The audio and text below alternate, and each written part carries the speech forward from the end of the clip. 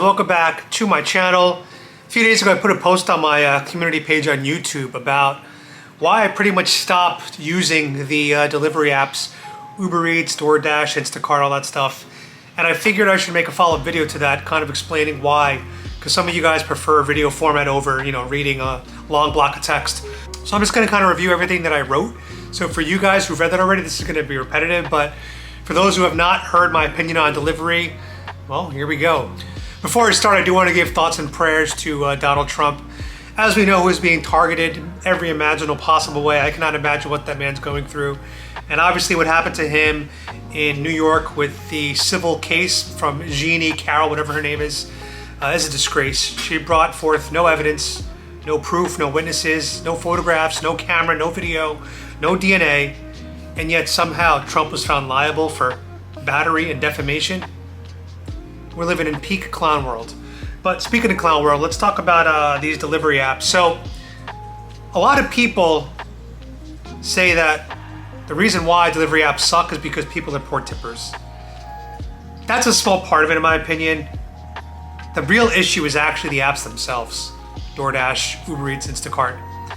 These companies are worth billions of dollars. And the CEOs, the executives that work in the back end, in air-conditioned offices, they're worth millions of dollars. The people that are doing all the work day to day, the hard physical labor, are obviously the drivers. So everybody in this ecosystem, from the driver to the restaurant to the customer, is getting screwed except for the executives. The executives, they're living pretty right now, but everyone else is getting completely fucked. And I'm gonna break it down for you guys. So the first one are the drivers. The drivers are getting screwed because a lot of times the base pay from the app is like $3 per delivery. And sometimes the customers are ordering from like 5-10 miles away and the driver's base pay is still $3. So in those cases, the drivers become really dependent on hopefully getting a good tip to offset that really long drive. The other thing that screws the driver is the waiting time in restaurants. A lot of times you go to a restaurant and you end up waiting 10, 15, 20, 30 minutes. That is killing your income. The only possible way that you can make decent money on delivery is you arrive, you pick up immediately without a waiting time, hit the road again. So the drivers are getting screwed from the base pay, the mileage. They have no health insurance, they have no vacation, they have no paid time off. And think about how unhealthy it is to drive 10 hours a day. We all know that sitting down for long periods of time is really bad for your legs, for your heart, for your circulation system. Plus, a lot of these drivers, they're bringing cups to piss while they're on the road. I go on Reddit, I see the stories. And also, they're eating fast food too. So these drivers are living probably one of the most unhealthiest lives for really a life of poverty. And I always say that delivery driving is a path to homelessness and poverty and a rundown car. So the other thing, customers are being screwed because customers are being hit with so many fees. A couple of weeks ago, I was on Instacart and it was late at night and I wanted to buy I think 5 items. The total cost of the items was like $30, but with all of the upcharges and service fees and everything, it ended up being like $49. So I looked at this and I said, do I want to pay $19 more before tip for the same items I could just get tomorrow morning when I wake up? So I waited. I didn't place the order, I waited. Think about that. $30, which by the way, the prices in the apps are usually increased slightly than if you go in real life. Because what happens is a lot of the restaurants, they actually have to pay a surcharge to Uber Eats and Instacart and DoorDash. So just give you a quick example. Let's say a dish costs $10 at a restaurant. Well, Uber Eats might take 25% of that. So what do restaurants do to offset that? They increase their cost in the app from $10 to $13. So now the customer has to pay a premium on the price, plus service fees, plus delivery fees, plus a tip. By the time all the fees are added, who wants to add a tip? And that ultimately screws over the driver.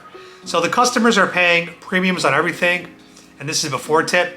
So you really gotta understand from the customer standpoint why a lot of customers do not tip, which is crazy, but understandable. or also restaurants are being screwed because, as I mentioned, these platforms are taking a percentage of the revenue. Furthermore, when you tip through the app, the tip doesn't generally go to the restaurants or the cooks or the people making your food. So now the restaurants are missing out on that potential upside. I remember one time I did a delivery from Benihana's, and it was like a $494 meal. Customer tipped 20%. I got a $100 tip on that. The restaurant got zero. In my opinion, that's kind of wrong. That size tip should have been split amongst myself, the cooks, the restaurant, the hostesses. Should have been split amongst everybody, but that's not the case. So the restaurants miss out on those big tips. So overall, the entire system is broken. Nobody wins. I don't really know what the solution is except ordering directly from the restaurants having their own delivery drivers. That, I imagine, is the only solution right now. But really, I think the best solution is to go buy your own food and pick it up yourself. Because when you rely on delivery a lot of times, the food comes soggy and cold. You know, we've all ordered food, waited 45 minutes, and then by the time it comes, the food is just not enjoyable. So the quality of the food is just not as good as if you pick it up yourself or go to the restaurant. So I've lately made it a goal of mine to no longer do delivery. Sometimes I will order through the app for convenience, but I'll still pick it up. And that's just a new policy of mine. I mean, I'll probably order delivery twice a month, only when I'm medically incapacitated, because as you guys know, I have kidney failure and some days I feel like absolute dog shit. So in that case, when I'm feeling down, I'll pay any amount of money to get something brought to me. So in that case, I will tip at least 20, 25% for my delivery driver, understanding that it's not going to the restaurant, but it's only because I'm medically needy in that moment where I'm willing to do that. Otherwise, if I'm physically capable, I'm getting up and going myself. And I think that's what all of us have to do. We have to stop supporting the apps. I know that delivery drivers are going to be hurt in the short term, but the goal would be if we make delivery driving less worth it now than it currently is, then people will stop doing that career and they'll go back to real full-time jobs where they can get health insurance, get a decent salary, have a healthier lifestyle, get more money, get more income. And that'll actually boost the revenue for the remaining drivers that are left. So I think all of us should do our part.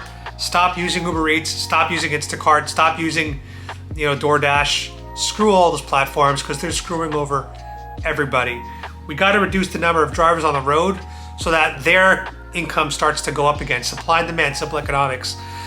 Because ultimately, when you are a delivery driver in most markets, besides like maybe New York and LA, you're making about $10 an hour after all is said and done. And we know in Joe Biden's economy, $10 an hour, not a lot of money.